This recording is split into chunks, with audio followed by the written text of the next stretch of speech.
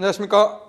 치질 인사이드 장편한 외과 이성근입니다. 오늘은 치질에 특히 치액의 수술에 대한 얘기를 좀 할 건데요. 치액 수술 꼭 필요한가?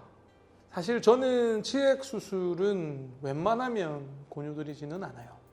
사실 실제로 장편한 외과 오신 분 중에 치액 진단받고 수술까지 하는 경우가 그렇게 많지는 않아요. 한 30% 정도밖에 안 되는 것 같기는 해요.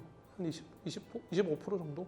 저는 웬만하면 치액 수술을 권유드리지는 않는데 보통 3기, 4기 정도 되면 교과서적으로는 수술을 하는 게 맞습니다. 근데 저는 조금은 달라요. 조금 다른 의견인데 저는 불편하면 해요. 그러니까 너무 불편해 하시면 수술을 고려하는데요. 3기라 4기라 하더라도 불편하지 않으시고 합병증이 없으면 웬만하면 수술을 권유드리지는 않거든요. 그리고 두 번째는 합병증이 생기면 수술을 합니다. 치질은 합병증으로 피가 많이 나서 빈혈까지 가거나 또는 혈전이 아주 큰 게 생겨서 통증이 너무 심하거나 또는 간지럼증이 너무 심해서 치질을 해결하면 간지럼이 좀 좋아질 것 같다고 예상이 되는 경우에는 수술을 하죠. 사실 의견이 좀 다르기는 해요. 수술 방법에 대해서도 의견이 좀 다르고요. 적응증, 수술해야 되는 경우가 어떤 경우냐도 조금 의견이 다른 것 같고 수술 방법도 많이 다르죠. 그래서 뭐 어떤 수술이 가장 좋으냐 뭐 이런 질문도 많이 하시는데 저는 100명의 치질 환자가 있으면 수술이 100가지다 이렇게 말씀을 드릴 정도로 맞춤형으로 수술하는 게 중요하다고 얘기를 드립니다. 대신에 그거는 저는 100% 찬성해요. 치료는 무조건 수술해야 된다.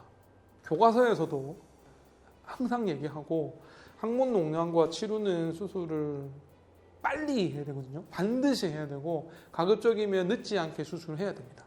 자, 왜 치료나 항문 농양은 빨리 수술해야 되냐면 일단 항문 농양은 놔두면 옆으로 번져요. 더 심해져요. 치료도요. 대부분 단순 치료지만 옆으로 번지면 단순 치료가 복잡 치료로 진행이 됩니다. 더 심해지거나 복잡 치료로 진행이 되면 합병증이 많아져요.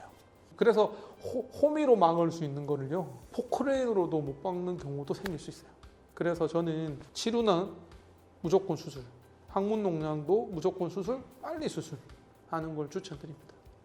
치료가 응급질환은 아니에요. 근데 치료는요, 놔두면 자꾸 방치를 하시더라고요. 왜냐하면 치료 때문에 불편한 증상은요, 염증이 피부 밖으로 터지고 나면 좋아지는 거 같거든요. 대부분 그렇게 표현해요. 뽀록지가 생겼다가 터지니까 좋아지더라. 하나도 안 불편하다. 사실 그래서 치료가 암이 되는 것 같아요. 치료 수술하면 암 안 되거든요. 치료는 제거하면 끝난단 말이에요. 암이 안 돼요. 근데 실제로 암이 되는 경우가 있는 게 방치해서 그래요. 요점 정리를 하면 치액이 진단됐다고 해서 무조건 수술할 필요는 없으신데 불편하거나 합병증이 생기거나 이러면 치액 수술은 하셔야 되고요. 치료는 항문 농양은 진단되면 무조건 수술을 하는 걸 추천드립니다. 재발 얘기 많이 하시는데요. 제가 단언코 말씀드리는 건데요. 치핵은 근본 수술을 하시면 재발률이 엄청 낮습니다.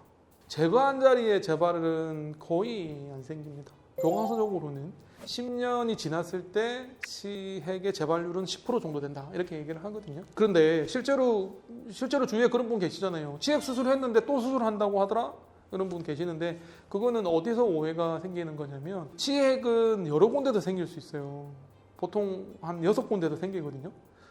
주로 생기는 부위가 3군데 주치액이라 그러고 그 다음에 그 사이사이에 부치액이라 그래서 부가적인 치액이 있어서 총 보통 6군데도 생길 수 있다고 말씀드리는데 치액 근본 수술은 3군데 주치액을 제거하는 거예요. 저는 심한 분들은 4군데를 제거를 하거든요.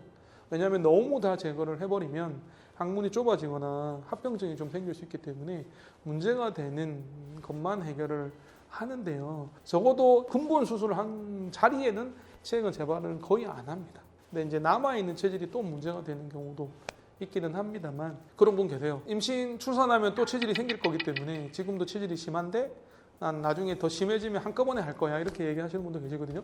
좋은 방법은 아니세요. 체질이 문제가 돼서 수술을 해야 되는 상황이 생기면 방치하지 마시고 하실 건 하셔야 돼요. 저는 그래서 한 2군데 정도 가보는 것도 추천드리고요. 수술을 해야 된다라고 결론이 나면 너무 방치하지 마시고 수술하는 게 맞다고 생각을 합니다. 그리고 마지막으로 강조드리고 싶은 건 항문 질환은 절대 부끄러운 질환이 아닙니다. 부끄러워서 병을 키우시면 안 됩니다. 저희 간호사랑 다 같이 진료하고 다 이렇게 가려드리고 딱 항문만 보고 진찰하고 커튼 치고 프라이버시 다 보호하고 그리고 웬만하면 수술 권유드리지 않고 가급적 정직하게 진료하고 정확하게 진료하려고 노력합니다. 치약 수술에 대한 얘기는 되게 할 얘기가 되게 많은데요. 특히 수술 방법에 대해서는 의사들마다 조금 수술 방법도 다르고 특히 의사들 경험과 실력 차이도 좀 있고요. 그리고 선호하는 수술 방법도 너무 다양하기 때문에 조금 더 여러분들이 좀 심사숙고해서 수술 방법은 결정하셨으면 좋겠습니다. 이렇게 긴 시간 시청해주신 여러분들께 다시 한번 감사드립니다. 치질 인사이드의 장편외과 이성건입니다. 고맙습니다.